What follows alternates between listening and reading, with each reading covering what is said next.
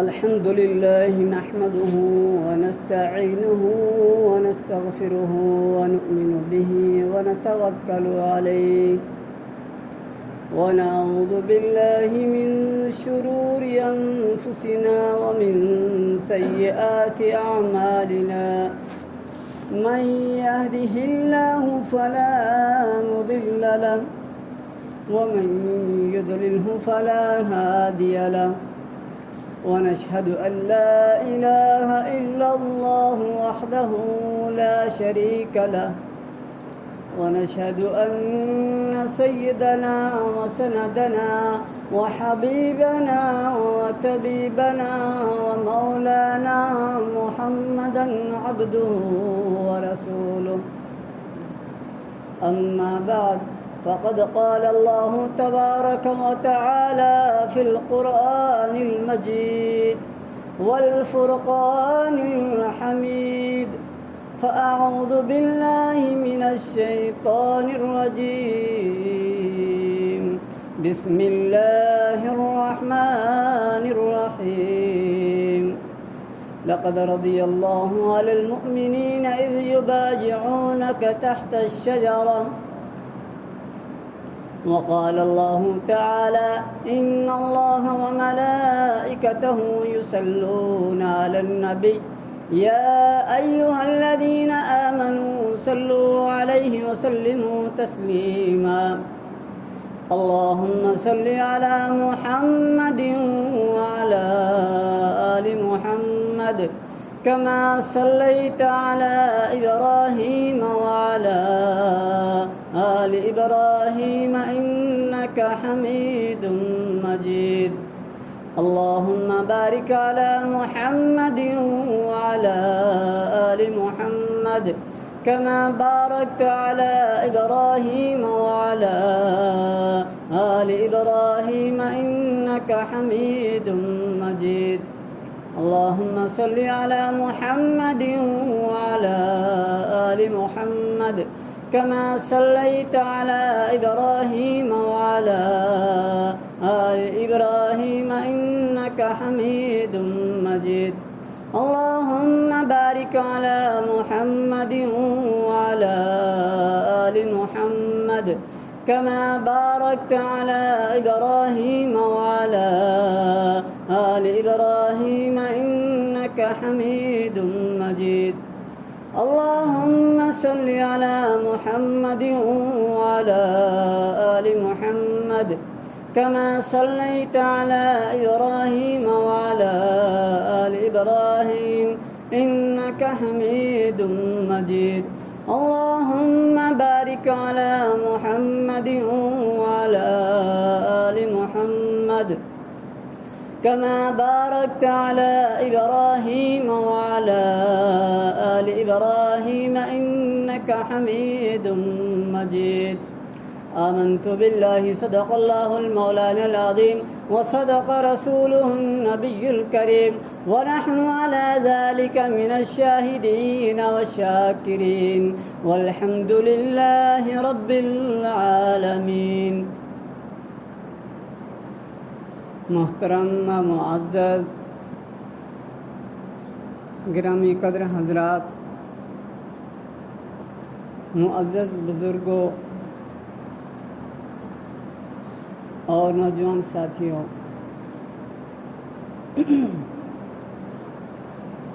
ذی الحجہ کی آج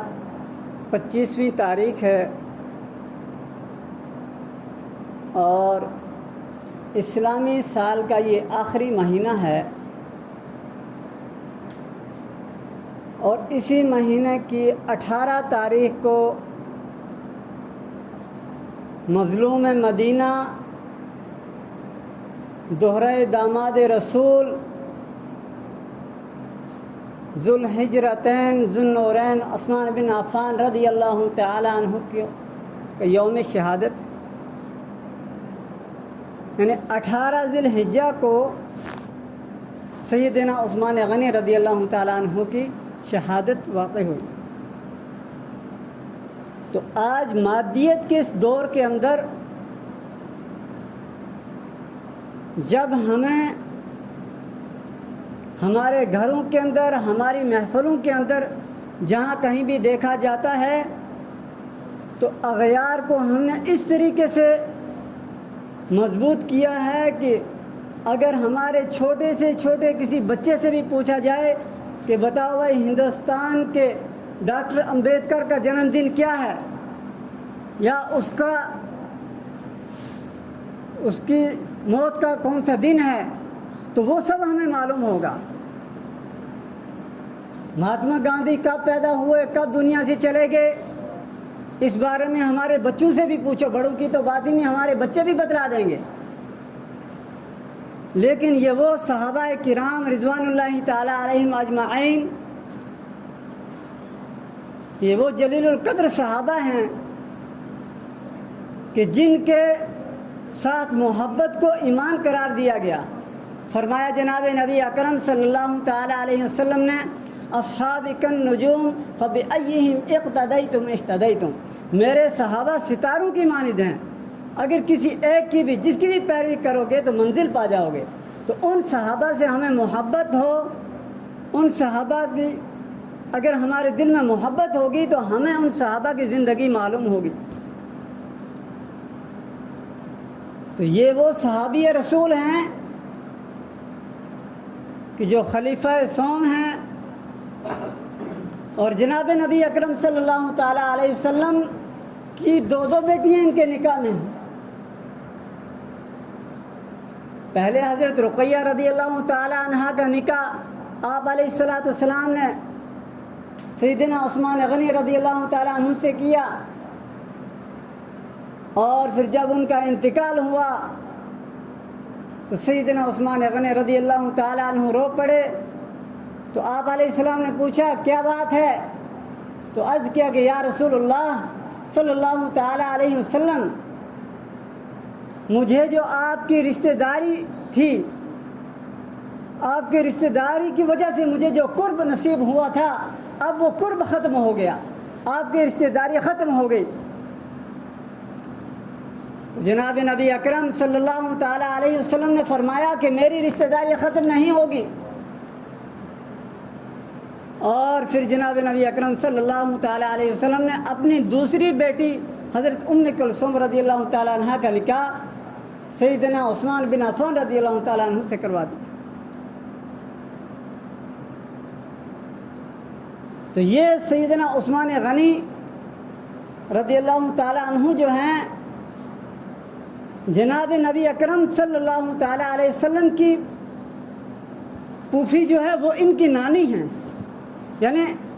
تیسری پشت کے بعد یا پانچ پشت کے بعد ان کا جو شجرہ نسب ہے وہ جناب نبی اکرم صلی اللہ تعالی علیہ وسلم سے ملتا ہے۔ آپ علیہ الصلوۃ والسلام کے والد محترم حضرت عبداللہ رضی اللہ تعالیٰ عنہ، ان کی سگی بہن تھی حضرت بیضہ رضی اللہ تعالیٰ عنہ،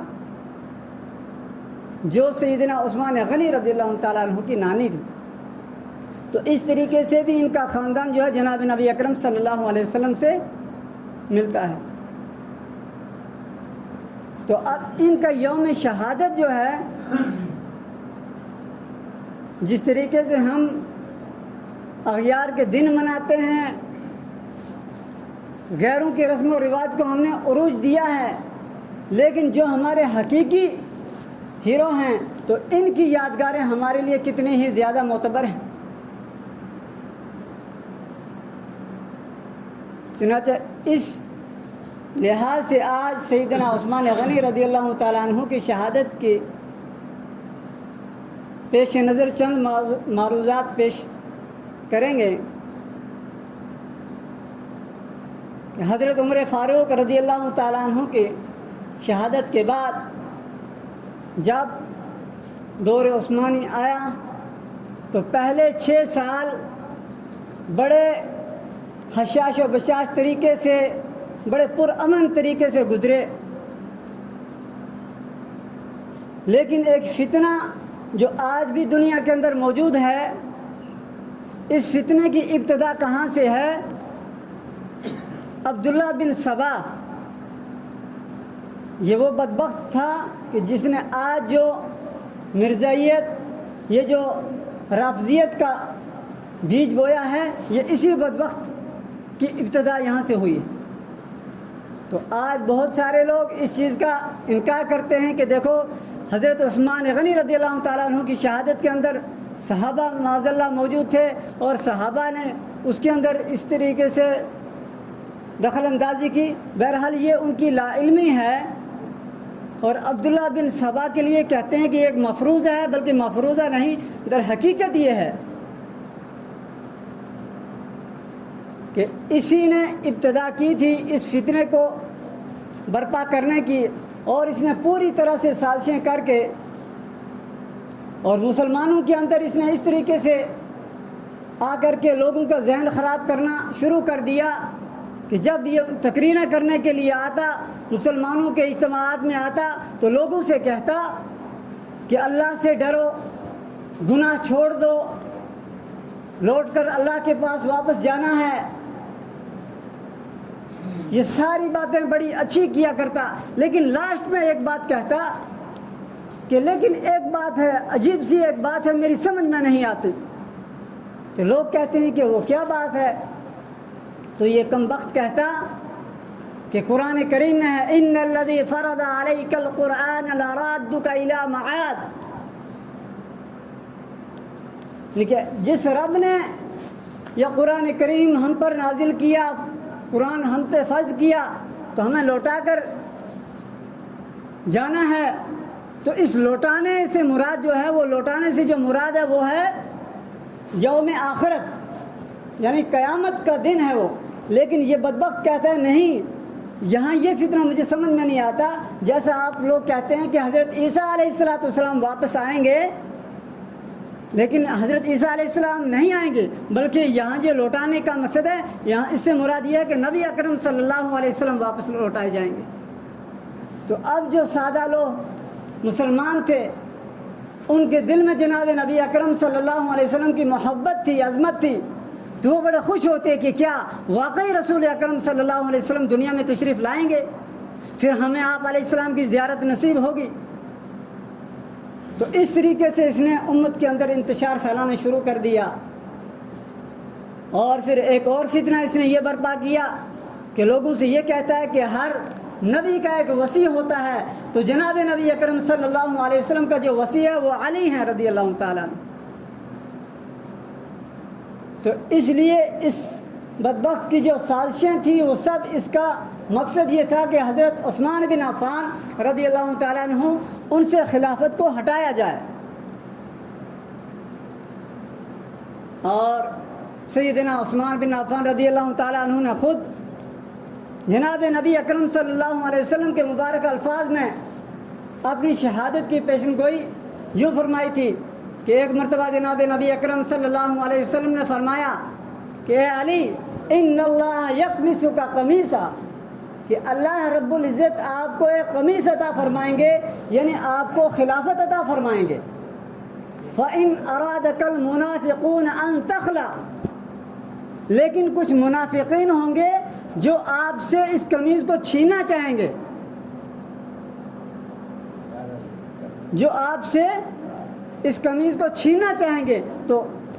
فَلَا تَخْلَعْنَهُمْ، کہ آپ اس قمیص کو مت اتاریں۔ اس کو یہاں سے اتار دیں، وہ نا یہ انورٹر آن کریں گے تو اس سے ہو جائے گی، بچ جائے گی، ہاں باقی مت چھوڑیں۔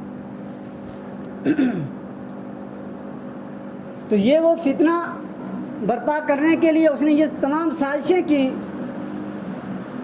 اور بہرحال یہ ایک عرصہ لگا رہا اس طریقے سے مسلسل۔ لیکن جب یہ باتیں صحابہ کے اندر عام ہو گئیں کہ عبداللہ بن سبا اس طریقے سے امت کے اندر خرافات کو جنم دے رہا ہے، تو ایک صحابی حضرت عبادہ بن صامت رضی اللہ تعالیٰ عنہ، جو نبی اکرم صلی اللہ علیہ وسلم کے قدیم صحابہ میں شمار ہوتے ہیں، تو انہوں نے اس سے پوچھا، اسے پکڑا تو کہا بھائی بتاؤ تم یہ کون سا دین پھیلا رہے ہو، تم یہ دین کے اندر کون کون سی خرافات کو جنم دے رہے ہو؟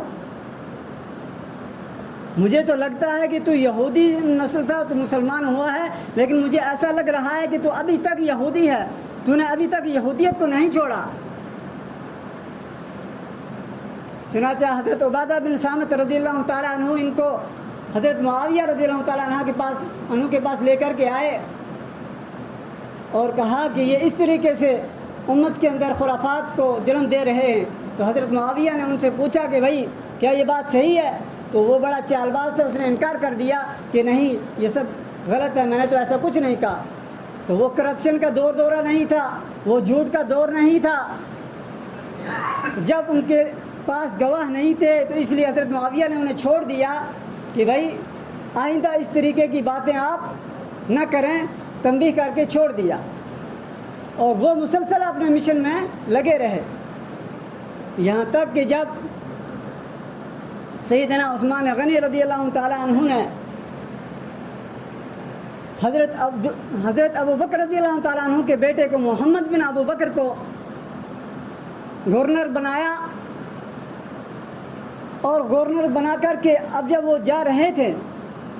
تو اس بدبخت نے خود ایسی سازش کی کہ خط لکھا، اس خط پہ یہ لکھا کہ اس گورنر کو قتل کر دیا جائے۔ اور وہ خط جب سب کے سامنے لایا گیا تو اس طریقے سے محمد بن ابو بکر انہیں بھی بڑی تکلیف ہوئی کہ ادھر سے مجھے گورنر بنایا جا رہا ہے اور ادھر سے میری موت کا وارنٹ نکالا جا رہا ہے، مجھے اس طریقے سے مجھے قتل کرنے کا حکم صادر کیا جا رہا ہے۔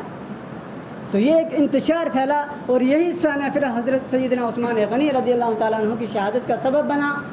اور اس طریقے سے باغیوں نے سیدنا عثمان غنی رضی اللہ تعالیٰ عنہ کو ان کے گھر کے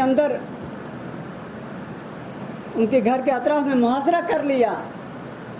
اور وہ عثمان غنی رضی اللہ تعالیٰ عنہ کہ جس نے 20,000 دینار دے کر کے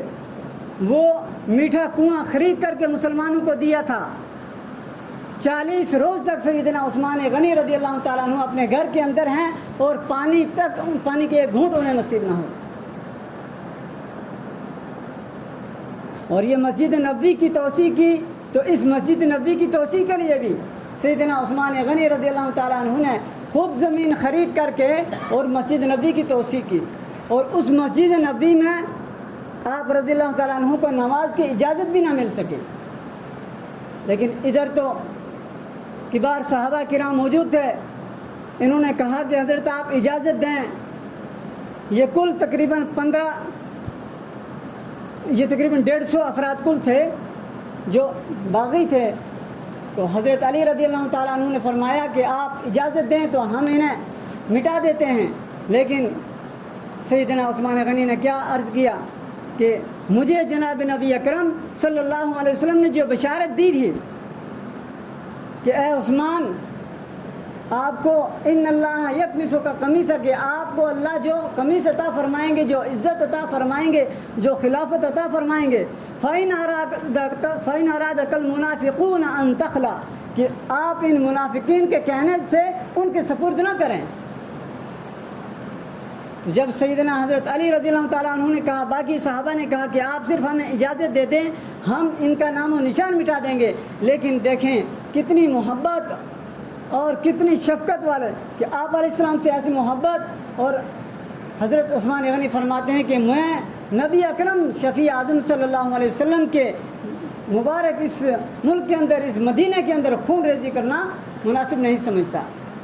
یعنی کہ میں اپنی جان کے لیے یہاں خون نہیں بہانا چاہتا۔ تمام صحابہ کو حج پر بھیج دیا، کچھ تقریباً 15 یا 17 افراد وہاں رہے، اور باقی بھی تمام افراد کو حج کے لیے بھیج دیا، اور جو باقی بھی تھے انہیں بھی اپنے گھر میں جانے کے لیے فرما دیا کہ آپ کو اجازت نہیں ہے۔ اور حضرت حسن اور حضرت حسین رضی اللہ تعالیٰ عنہ دروازے پہ ہیں۔ اسی طریقے سے حضرت عمر رضی اللہ تعالیٰ عنہ کے بیٹے عبداللہ بن عمر وہ بھی ان کی حفاظت کے لیے ہیں، لیکن اس کے باوجود حضرت علی رضی اللہ تعالیٰ عنہ نے پانی کا مشکیزہ بھر کے پانی اندر لانا چاہ رہے تھے کہ ایک بدبخت نے کیا کام کیا، تیر مارا اور حضرت علی رضی اللہ تعالیٰ عنہ کے اس مشکیزے کو پھوڑ دیا اور اس سے پانی گرنے لگا۔ اور پھر حضرت علی رضی اللہ تعالیٰ عنہ اندر تشریف لائے اور اپنی پگڑی کو اندر ڈال دیا اور حضرت عثمان سے کہنے لگے کہ اے عثمان، آپ کے حکم کی وجہ سے ہمارے ہاتھ بندھے ہوئے ہیں، ورنہ کسی کی مجال تھی کہ وہ علی کے مشکیزے کو توڑ کے دکھاتا۔ حضرت عثمان غنی رضی اللہ تعالیٰ عنہ نے دیوار سے سر اوپر کر کے تمام صحابہ کو مخاطب کیا اور پوچھا کہ کیا طلحہ ہیں؟ تو جواب ملا کہ طلحہ نہیں۔ پوچھا زبیر ہیں؟ تو پوچھا نہیں۔ پھر پوچھا حضرت علی ہیں؟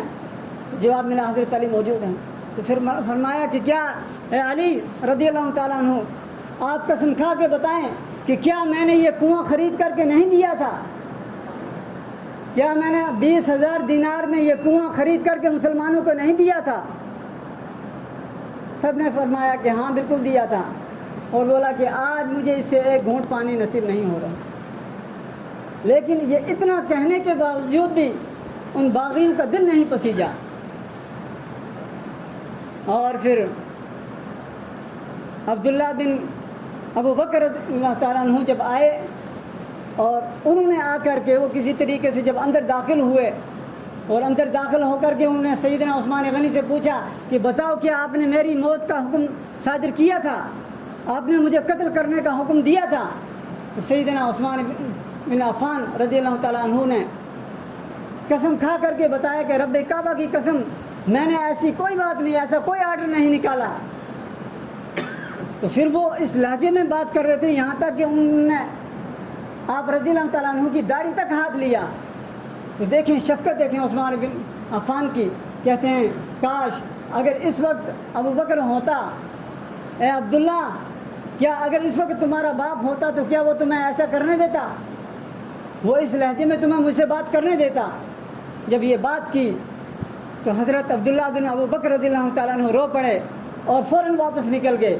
اور واپس نکل کر کے باہر انہوں نے اعلان کیا کہ اے بدبختوں، یہ بالکل سراسر جھوٹ ہے جو آپ لوگوں نے میرے سر پہ لگا کر کے اور یہ اتنا بڑا بہتان بنا دیا، میں اس سے بری ہوں۔ اور وہ حضرت عبداللہ بن عمر چلے گئے۔ آج بہت سے بدبخت لوگ ایسا بھی کہتے ہیں کہ دیکھو ادھر صحابہ کا ہاتھ ہے، ادھر عبداللہ بن عمر کے بیٹے ہیں، ادھر ابو بکر کے بیٹے ہیں، لیکن ابو بکر رضی اللہ تعالیٰ عنہ کے بیٹے جو ہیں انہوں نے صاف اس کا انکار کر دیا کہ بھائی میں اس سے بری ہوں۔ اگر آپ رضی اللہ تعالیٰ عنہ نے صاف بتلا دیا اور قسم کھا کر بتلا دیا، اب میرے دل میں اس کی کوئی اہمیت نہیں کہ یہ واقعہ کیا ہے۔ اس کے باوجود یہ عبداللہ بن سبا اور ایک بدبخت کا نام الموت الاسود، یہ اسی بدبخت کا دوسرا نام ہے۔ یہ بدبخت اندر داخل ہوا اور اندر داخل ہو کر کے دیکھا کہ سیدنا عثمان بن عفان رضی اللہ تعالیٰ عنہ قرآن پاک پڑھ رہے تھے، اور قرآن پاک پڑھتے پڑھتے انہوں نے اپنی اہلیہ سے کہا کہ مجھے میرا پاجامہ دے دیں۔ تو اہلیہ حضرت نائلہ رضی اللہ تعالیٰ عنہ نے کہا کہ امیر المؤمنین آج تک آپ نے تہبند پہنا، لیکن آج کیوں آپ اپنے اس سلوار کی مانگ کر رہے ہیں؟ تو اللہ اکبر، دیکھیں وہ کیسے جلیل القدر اور کیسے باحیا صحابی تھے۔ حضرت عثمان بن عفان وہ صحابی تھے کہ جنہوں نے ایمان لانے سے پہلے بھی اور ایمان لانے کے بعد بھی ساری زندگی میں کبھی انہوں نے بیت الخلاء کے اندر بھی پردے کے بغیر نہیں غسل کیا۔ آج میں اور آپ جب ہم غسل کرتے ہیں نا، ہم چشموں پہ جاتے ہیں، کہیں پہ گھروں میں بھی نہاتے ہیں تو چڈی پہن کے نہا لیتے ہیں۔ ہماری مائیں بہنیں وہاں دیکھتی ہیں، ہمیں اس چیز کا احساس نہیں ہوتا۔ گھر میں اس طریقے کے پتلون لگاتے ہیں کہ جس میں جسم کے اعضاء دکھتے ہیں، اس طریقے کا لباس ہم خود پہنتے ہیں، اس طرح ایسے ٹراؤزر پہنتے ہیں، پھر ماں کے سامنے جاتے ہیں، بہن کے سامنے جاتے ہیں، شرم و حیا ہمارے دل و دماغ سے نکل چکی ہے۔ لیکن وہ عثمان بن عفان رضی اللہ تعالیٰ عنہ کیا فرما رہے ہیں کہ میرا وہ پاجامہ لائیں۔ تو حضرت نائلہ فرماتی ہیں کہ کیوں آپ نے اس وقت اس کی کیوں ڈیمانڈ کی؟ تو حضرت عثمان بن عفان رضی اللہ تعالیٰ عنہ فرماتے ہیں کہ میں نے آج رات کو خواب دیکھا، اور خواب کے اندر جناب نبی اکرم صلی اللہ علیہ وسلم کی زیارت ہوئی، اور نبی پاک صلی اللہ علیہ وسلم نے فرمایا کہ عثمان آج کا روزہ تم میرے ساتھ اختیار کرو۔ لہٰذا آج میری شہادت کا دن آ گیا ہے، اب مجھے جناب نبی اکرم صلی اللہ علیہ وسلم کے ساتھ آج کا افطار مجھے آپ علیہ الصلوۃ والسلام کے ساتھ کرنا ہے۔ اور اس وقت جب میری شہادت واقع ہوگی تو یہ ظالم جب مجھ پہ وار کریں گے تو کہیں ایسا نہ ہو کہ جب تلواریں چلیں، جب یہ چھرا ماریں، اس وقت کہیں میری سطر نہ کھل جائے۔ یہ عثمان غنی رضی اللہ تعالیٰ عنہ تھے کہ جن کے بارے میں جناب نبی اکرم صلی اللہ علیہ وسلم نے فرمایا کہ جناب نبی اکرم صلی اللہ علیہ وسلم حضرت ابو بکر اور حضرت عمر اور حضرت علی اور جناب نبی اکرم صلی اللہ علیہ وسلم کوہ طور پر ایک مرتبہ تھے، کوہ احد پہ، یعنی احد کا جو پہاڑ ہے اس کے اوپر تھے، وہ پہاڑ ہلنے لگا تو آپ علیہ السلام نے قدم مارا اس پہاڑ پر اور کہا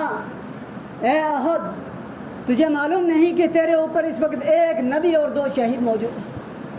یعنی آپ رضی اللہ تعالیٰ عنہ کی شہادت آپ علیہ السلام نے کتنے پہلے کر دی تھی، اور پھر ایسی شہادت کہ جب اس بدبخت نے وار کیا، تلوار کا وہ حصہ مارا، برچہ مارا، تو آپ رضی اللہ تعالیٰ عنہ قرآن کریم پڑھ رہے تھے، قرآن کھلا تھا اور سامنے یہ آیت تھی فَسَيَكْفِيكَهُمُ اللَّهُ، اور جب سر کے اوپر وار کیا سر پہ خون کا فوارہ نکلا اور قرآن کریم کی آیت کے اوپر خون پڑا۔ کسی کی شہادت کی گواہی اس کی ماں دے گی، قیامت کے روز کسی کی شہادت کی گواہی اس کا باپ دے گا، کسی کی شہادت کی گواہی اس کا بیٹا دے گا، لیکن یہ سیدنا عثمان بن عفان رضی اللہ تعالیٰ عنہ ہیں کہ جن کی شہادت کی گواہی قرآن کریم دے گا۔ اور کون سی آیت؟ فَسَيَكْفِيكَهُمُ اللَّهُ، اس آیت کے معنی بھی یہی ہے کہ اللہ ان ظالموں کے لیے کافی ہو جائے گا۔ تو ایسی دردناک شہادت سیدنا عثمان بن عفان رضی اللہ تعالیٰ عنہ کی ہوئی، تو اللہ رب العزت ہمیں ان عثمان غنی رضی اللہ تعالیٰ عنہ کے نقش قدم پر چلنے کی توفیق عطا فرمائے، ویسا اخلاص اور للہیت ہمیں بھی نصیب فرمائے،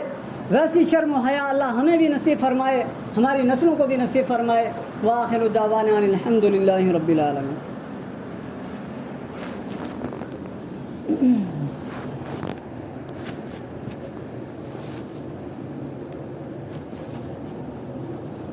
اللہ اکبر اللہ